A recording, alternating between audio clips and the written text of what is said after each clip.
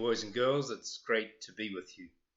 And along with my bear friend, so you see you've got a prime seat up there on the mantelpiece, I have, I think it's actually a pig, but he, he, don't know. Anyway, came down from upstairs to join in our discussion.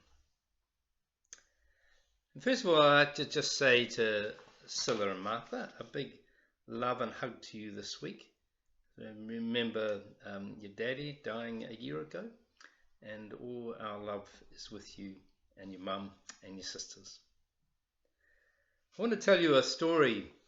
This one is actually on the internet. You can find it with some nice pictures.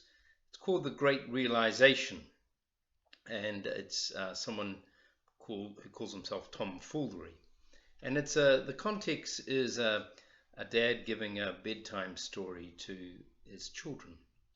And just this word 2020, it's the year, of course, but it also is a pun because it means, a pun is like a play on words, because 2020 vision is clear or good vision.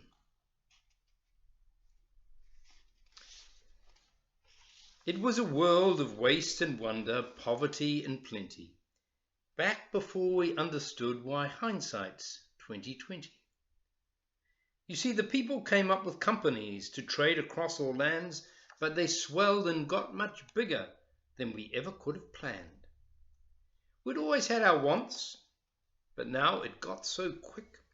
You could have anything you dreamed of in a day with a click. We noticed families had stopped talking.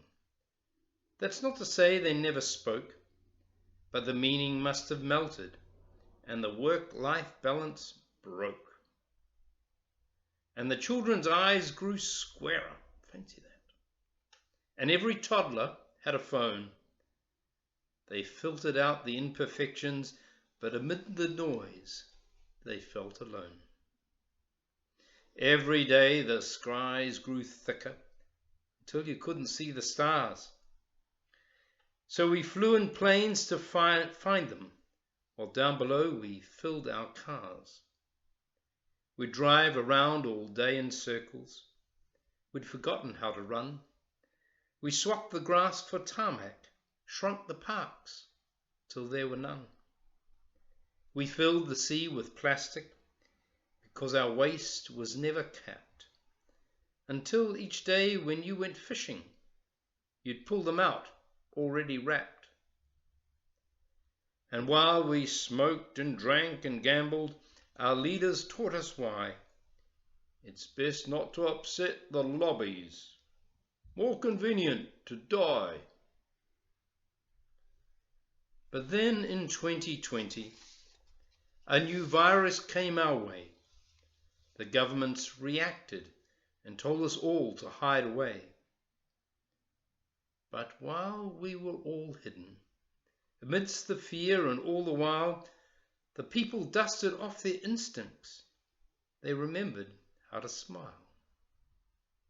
They started clapping to say thank you and calling up their mums. And while the khakis gathered dust, they would look forward to their runs. And with the skies less full of voyagers, the earth began to breathe, and the beaches bore new wildlife that scuttled off into the seas. Some people started dancing. Some were singing. Some were baking. We'd grown so used to bad news, but some good news was in the making. So when we found the cure and were allowed to go outside, we all preferred the world we found to the one we left behind. Old habits became extinct, and they made way for the new, and every simple act of kindness was now given its due. And his son asked, "But why did it take a virus to bring the people back?" His dad replies, "Well, sometimes you have to get sick, my boy, before you start feeling better. Now lie down and dream of tomorrow and all the things that we can do. And who knows, if you dream hard enough, maybe some of it will come true. We now call it the Great Realization. Yes, since then there have been many. But that's the story of how it started and why hindsight's 2020. I hope you have a wonderful week. See you later.